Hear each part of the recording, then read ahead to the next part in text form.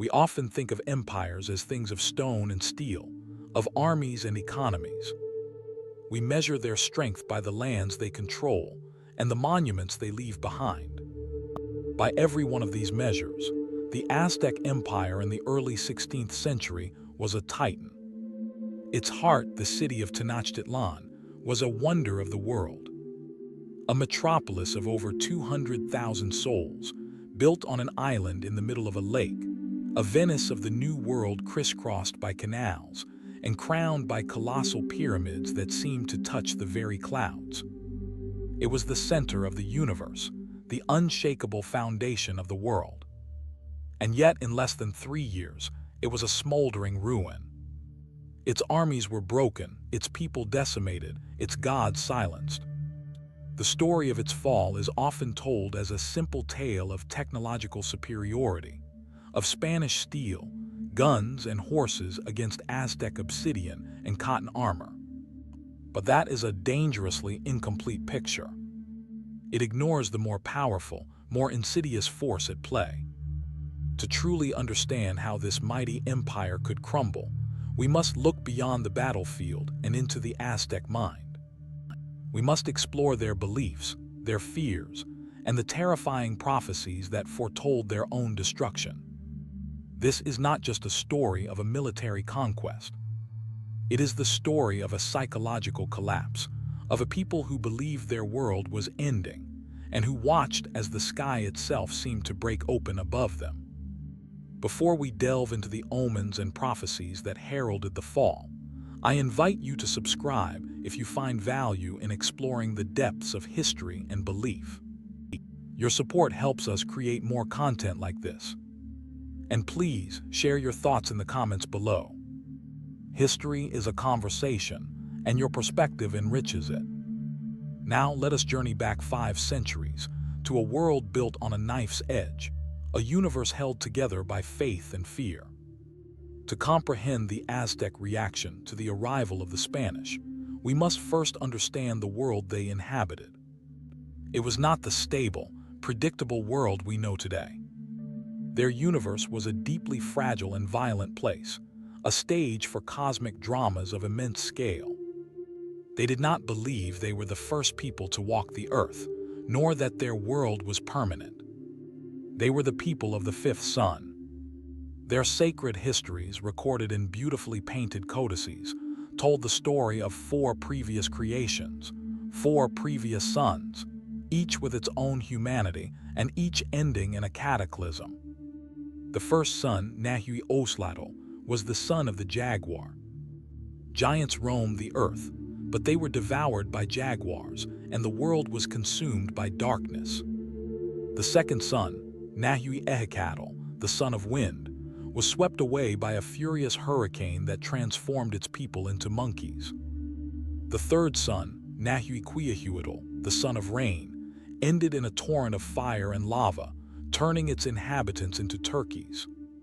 The fourth son, Nahui-Atl, the son of water, was obliterated by a catastrophic flood that lasted 52 years, changing its people into fish. Their era, our era, was Nahui-Alan, the fifth son, the son of movement. This world, they believed, was created in the ancient, sacred city of Teotihuacan. After the last cataclysm, the gods gathered in darkness and asked, "Who will take on the burden of being the sun? Who will light the world?" 2 gods volunteered. The proud, wealthy Tenochtitlan and the humble, sickly Nanahuatzin. A great sacrificial pyre was built. Tenochtitlan, the rich god, tried 4 times to leap into the fire, but his courage failed him each time. Then Nanahuatzin, the poor, humble god, closed his eyes and threw himself into the flames without hesitation, emerging in the sky as the new, brilliant sun. Shamed, Tenochtitlan finally leaped into the fire as well, but the flames were weaker, and he emerged as the less brilliant moon. But there was a problem. The new sun, the fifth sun, was motionless in the sky. It did not move. It hung there, threatening to burn the world to a crisp. The other gods realized a greater sacrifice was needed. They offered themselves, letting their hearts be cut out to give the sun the energy, the divine force it needed to begin its journey across the sky. This was the fundamental truth of the Aztec cosmos. The universe runs on sacrifice. Life is not a gift, it is a debt. And that debt, the Nextlahuali, must be paid constantly. This belief shaped every facet of their existence. The Great Pyramid in the center of Tenochtitlan, the Templo Mayor, was not just a temple. It was a cosmic mountain, a machine for keeping the universe alive. One side was dedicated to Tlaloc, the god of rain and water, of life-giving sustenance. The other, more prominent side was dedicated to Huitzilopochtli, the hummingbird of the south, the Aztec tribal god, the god of the sun and war. It was he, the sun, who needed the most precious fuel of all, Chalchihuatl, the sacred water, human blood. The constant warfare of the Aztec Empire, the famous Flower Wars, were not just for territorial expansion or tribute. They were a sacred duty, a necessity to capture warriors whose brave hearts could be offered to Huitzilopochtli to ensure that the sun would rise again tomorrow. To a modern mind, this seems unspeakably brutal. But for the Aztecs, it was a terrible, solemn responsibility. They were the chosen people, the guardians of the fifth sun, tasked with preventing the end of the world. And they had a very specific vision of how their world would end. The prophecies foretold that the fifth sun, the sun of movement, would be destroyed by Allen, by movement, by catastrophic earthquakes. This belief created a background hum of existential dread. Their world was temporary, their existence precarious. This cosmic anxiety was managed by a complex and brilliant understanding of time. The Aztecs used two interlocking calendars. The Xiuhpohualli was a 365-day solar calendar used for agriculture and civil life, similar to our own. But running concurrently was the Tonalpohualli, a 260-day sacred calendar. Each day was a unique combination of one of 20 signs and a number from 1 to 13. This calendar was used for divination, to determine the fate of a person born on a certain day or the auspiciousness of an action. The true moment of terror came every 52 years, when the two calendars perfectly realigned. This was the end of a Mesoamerican century. They believed it was a moment when the fabric of the universe was at its weakest, a time when the Tzitzimime, the star demons, skeletal goddesses of darkness, could descend to earth and devour humanity. In the days leading up to the end of this cycle, a profound fear gripped the empire. All fires were extinguished. Household idols were broken.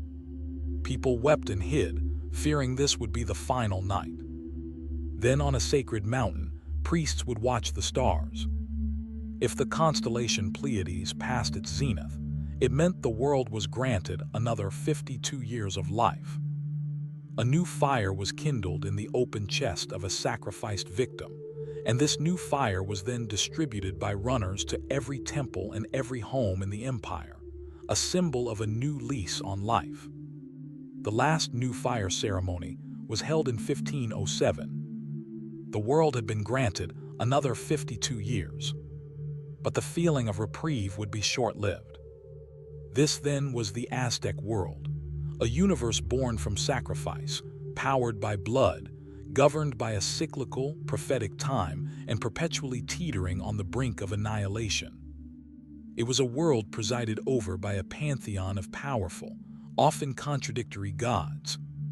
Beside Huitzilopochtli, there was his dark, enigmatic rival Tezcatlipoca, the smoking mirror. He was the god of the night sky, of fate, of sorcery and discord. A trickster god who could see all, and whose actions were unpredictable. And then there was the figure who would become central to this story, Quetzalcoatl, the feathered serpent. He was the god of life, of light, of wisdom and the arts.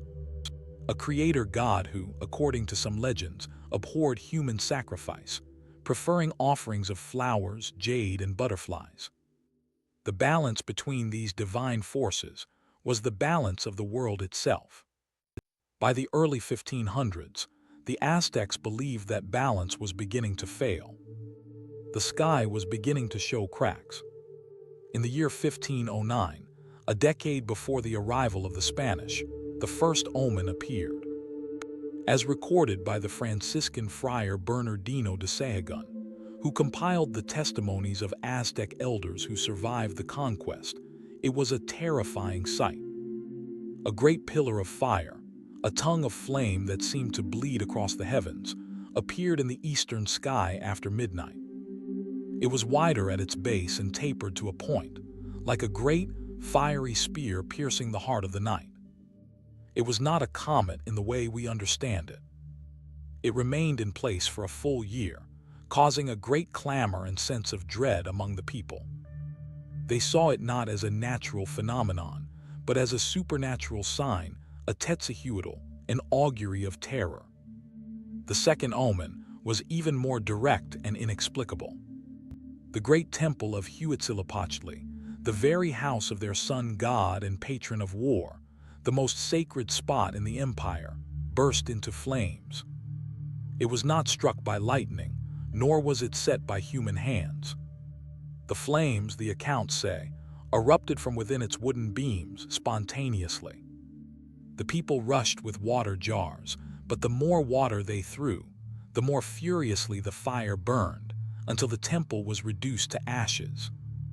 The message seemed terrifyingly clear. The house of their god of war was powerless, and he could not even protect his own home. The third omen struck the temple of Xiuhtecuhtli, the old god of fire. This time it was a lightning strike, but one that occurred without a cloud in the sky, without a single clap of thunder. Just a silent, brilliant bolt from the blue that leveled the temple. It was an act of divine power, but one that was chaotic and wrong, a violation of the natural order. The fourth omen appeared in the full light of day. 3 comets, streaking across the sky from west to east, with great branching tails and showering sparks. The people wailed, seeing it as a sign of movement, of coming change and fiery disruption. The fifth omen was perhaps the most unsettling. The waters of Lake Texcoco, which were normally calm, began to boil and surge without any wind. The waves grew so violent they crashed into the city, flooding homes, and destroying a portion of Tenochtitlan. The very foundation of their city, the placid lake, was turning against them, as if some unseen monster was stirring in its depths. The sixth omen was the most sorrowful. In the dead of night, a woman's voice would be heard, weeping and crying out over the city. She would wander the streets, a ghostly figure wailing, "Oh, my children, we must flee. Where can I take you? We are lost." This was the voice of Cihuateteo, the mother goddess, lamenting the fate of her people. This figure would pass into legend, remembered for centuries as La Llorona, the weeping woman, an eternal symbol of Mexican grief. The seventh omen was a bizarre vision. Fishermen in the lake caught a strange, ash-colored bird that resembled a crane, but on its head, it wore a perfect obsidian mirror. They brought it to the emperor, Moctezuma II, a man known for his deep piety and knowledge of the magical arts. When Moctezuma gazed into the mirror, he did not see his own reflection. He saw the stars in the heavens, even though it was daytime. When he looked a second time, he saw a plain in the distance, and upon it, an army of men riding on creatures that looked like giant deer, armed for war and advancing upon the city. When he called for his sorcerers and wise men to look, the vision vanished. Finally, the eighth omen. People began to see monstrous beings in the streets. 2-headed men who would appear, and when looked upon would vanish. These were Tlahuelpuchi, misshapen beings that signaled a world out of joint, a creation that was beginning to unravel. For a decade, these signs plagued the Aztec psyche. Moctezuma, the Huitzilopochtli, the great speaker, was deeply troubled. He summoned his wisest soothsayers, his telamatinime or knowers of things, but they could offer no clear interpretation, only a general sense of impending doom. He felt a profound sense of helplessness.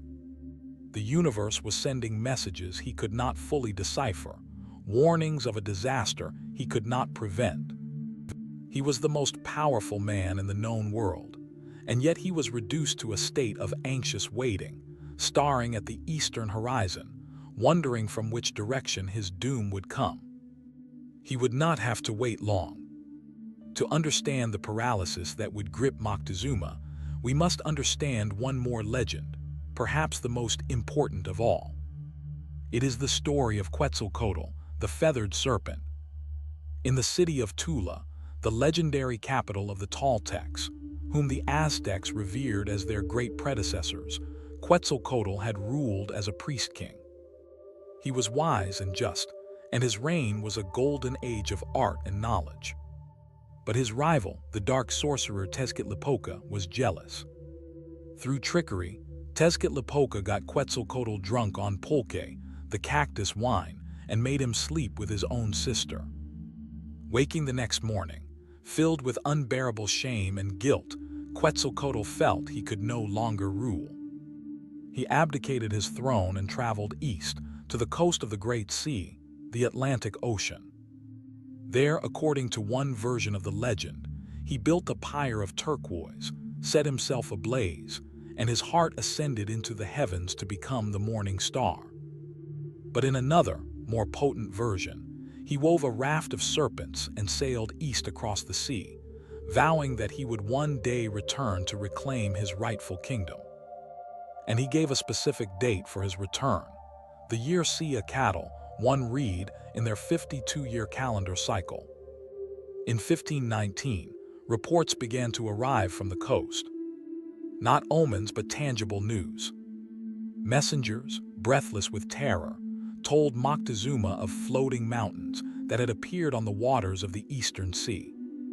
From these mountains came men with skin as white as lime, with hair the color of the sun, and with beards that covered their faces.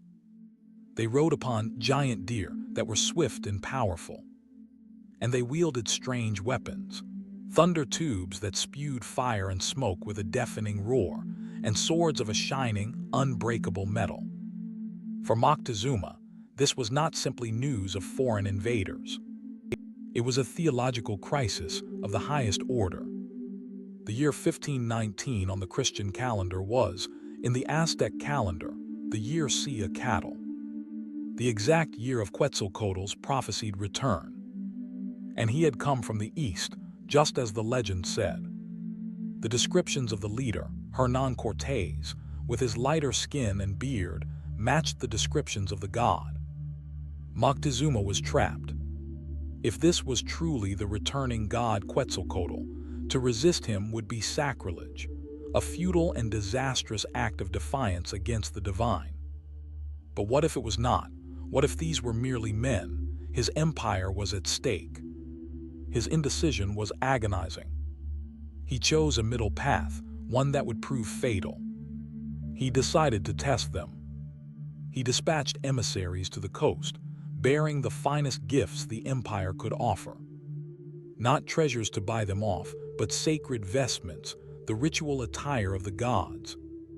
He sent them 4 distinct sets of ceremonial clothing. One was for Tlaloc, one for Huitzilopochtli, and 2 were the sacred regalia of Quetzalcoatl himself, a serpent mask made of turquoise, a great fan of Quetzal feathers, a jade necklace. The Spanish account, written by Bernal Diaz del Castillo, records their astonishment at the wealth of gold and silver. But the Aztec account, in the Florentine Codex, records the true purpose. It was a test.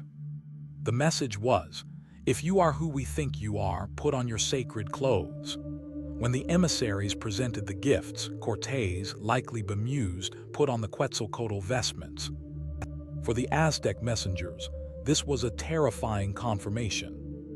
Their report back to Moctezuma was filled with dread. Moctezuma's next move revealed his desperation. He sent his most powerful sorcerers and warlocks to the coast. He commanded them to cast spells, to breathe sickness upon the Spaniards, to turn them back with dark magic. But the magicians returned, defeated and ashamed. They told Moctezuma, "We are not their equals. We are as nothing. Their magic had no effect." This sealed it. These were no mere mortals. From this point on, Moctezuma's policy was one of appeasement and fatalistic welcome. While Cortés made his slow, bloody march inland, forging alliances with subjugated peoples like the Tlaxcalans who hated their Aztec overlords, Moctezuma did nothing to stop him. He sent messengers begging them to turn back, offering any tribute they desired, but he never raised the imperial army. On November 8, 1519, Hernán Cortés and his small band of conquistadors, accompanied by thousands of their Tlaxcalan allies, walked unopposed across the Great Causeway and into the heart of Tenochtitlan. Moctezuma greeted him not as a general, but as a supplicant. The words he spoke, as recorded by Cortés's scribes, are heartbreaking. "O Lord, with what trouble, with what fatigue have you come to this land? You have arrived in your city. You have come to sit on your throne. For a great while, I have been gazing toward the unknown region from which you have come. Our lords and kings of the past told us you would return to take your rightful place. Now it has come to pass. Welcome to your land, my lord." It's crucial to note that some modern historians debate the extent of the Cortés as Quetzalcoatl narrative, suggesting it may have been embellished after the fact by both the Spanish, to legitimize their conquest, and by the Aztecs themselves, to rationalize their catastrophic defeat. But whether it was a universally held belief or the specific, paralyzing obsession of a deeply religious emperor, its effect was the same. It opened the gates of the most powerful city in Mesoamerica without a fight. The prophecy had become a self-fulfilling one. The Aztecs had allowed their doom to walk right into their home. The initial days were a tense but peaceful standoff. The Spanish were housed in a magnificent palace, astonished by the city's wealth and order. The Aztecs, in turn, were terrified and amazed by the strange foreigners. But the illusion of divine visitation could not last. The Spaniards' rapacious hunger for gold, their contempt for the Aztec gods, and their aggressive behavior soon revealed their mortal and brutal nature. Cortés, in a bold move, placed Moctezuma under house arrest within his own palace, turning the emperor of the Aztecs into a puppet. The breaking point came in May 1520. Cortés had to leave the city to confront a rival Spanish force on the coast. He left his hot-headed lieutenant, Pedro de Alvarado, in command. During the great festival of Tenochtitlan, a celebration in honor of Tezcatlipoca, the Aztec nobility, the finest warriors and leaders, gathered unarmed in the great courtyard of the Templo Mayor, dancing and singing. Seeing them adorned with gold and viewing the ceremony as a threat, or perhaps simply seeing an opportunity for plunder and terror, Alvarado made a fateful decision. He ordered the gates to the courtyard sealed and unleashed his soldiers on the defenseless crowd. It was a horrific massacre. Men, women, and children were cut down. The sacred patio ran with blood. This was the ultimate sacrilege. It was an attack not just on the people, but on the gods themselves in their most sacred space, during their most sacred ceremony. The news spread through the city like wildfire, and the population, which had been passive and fearful, erupted in a furious rage. The spell was broken. These were not gods. They were monsters. The Aztecs rose up and laid siege to the palace, where the Spanish were quartered. When Cortés returned, he found himself trapped in a city that wanted him dead. He forced the captive Moctezuma to go to the palace balcony to try and pacify his people. But his subjects, who now saw him as a traitor and a coward, pelted him with stones and insults. According to Spanish accounts, Moctezuma was struck by a stone and died from his injuries a few days later. Aztec accounts claim he was murdered by the Spanish once he was no longer useful to them. Whatever the truth, his death marked the point of no return. On the night of June 30, 1520, the Spanish tried to escape the city under the cover of darkness, but they were discovered. The battle that ensued was a nightmare of fire and blood, known to the Spanish as La Noche Triste, the Night of Sorrows. Aztec warriors in canoes swarmed the causeways. The Spanish, weighed down by stolen gold, were pulled into the water and drowned. Hundreds of conquistadors and thousands of their Tlaxcalan allies were killed. It was a devastating defeat for the Spanish. They were broken, rooted, but they were not destroyed. Cortés retreated to the friendly territory of Tlaxcala to lick his wounds and plan his revenge. And he had a terrible silent ally that had stayed behind in Tenochtitlan: smallpox. An infected slave in the Spanish party had introduced the disease, to which the native population had no immunity. A devastating epidemic, the Huey-Coccolesli, swept through the city, killing a third or more of the population, including the new emperor who had led the fight during the Noche Triste. It was a plague of unimaginable horror, killing warriors, priests, and leaders indiscriminately. To the Aztecs, it seemed like a new and terrible form of divine wrath, a punishment for which there was no defense. In the spring of 1521, Cortés returned. He brought with him a new army, reinforced by tens of thousands of indigenous allies who saw a chance to throw off the Aztec yoke. He did not assault the city directly. He laid siege to it. He built a fleet of small warships to control the lake and cut off the causeways. No food, no fresh water could get in. For 80 days, the Aztecs, led by their final heroic emperor, Cuauhtémoc, fought with incredible bravery. Starving, ravaged by disease, they fought from rooftop to rooftop, from canoe to canoe, for every inch of their dying city. But it was a hopeless struggle. Their rituals failed. Their prayers went unanswered. Their gods were silent. They were not just being defeated in battle. Their entire cosmic order was collapsing. The omens were coming true. The sky had well and truly broken. On August 13, 1521, the last pocket of resistance was crushed. Cuauhtémoc was captured. The magnificent city of Tenochtitlan, the center of the world, was a smoking, corpse-filled ruin. The fifth sun, for all intents and purposes, had come to its end. The fall of the Aztec Empire was, without question, a military event. It was enabled by Spanish steel, crossbows, cannons, and the crucial alliances with other indigenous peoples. But to ignore the role of belief is to miss the heart of the story. The Aztecs were conquered as much by their own cosmology as by Cortés. Their worldview, which saw time as cyclical and doom as inevitable, had prepared them for an apocalypse.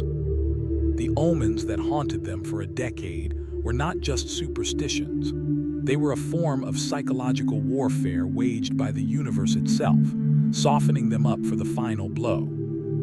The prophecy of Quetzalcoatl, whether a genuine ancient belief or a catastrophic misunderstanding, paralyzed their leadership at the most critical moment. It transformed a manageable threat into an existential crisis. And the final horrors of disease and siege were seen not just as tragedies of war, but as the fulfillment of that dark destiny, the divine abandonment that the omens had long predicted. In the rubble of Tenochtitlan, the survivors were left to make sense of the cataclysm. Their world had not been destroyed by an earthquake, as the prophecies foretold, but by something far more complex and cruel. The gods had not just ended their world, they had seemingly been defeated and replaced. A new god, a new order, was being imposed with fire and sword. The fall of Tenochtitlan was more than the end of an empire. It was the death of a cosmos. It stands today as a terrifying and profound testament to the power of belief, a reminder that the wars waged within the human mind can be just as decisive as those waged with steel, and that sometimes the most unbreakable walls are the ones that crumble from the inside out. Thank you for joining us on this journey into the past. If this story has given you a new perspective, consider liking this video and subscribing for more deep dives into the events and beliefs that have shaped our world. History is filled with echoes, and by listening closely, we can better understand ourselves. Until next time,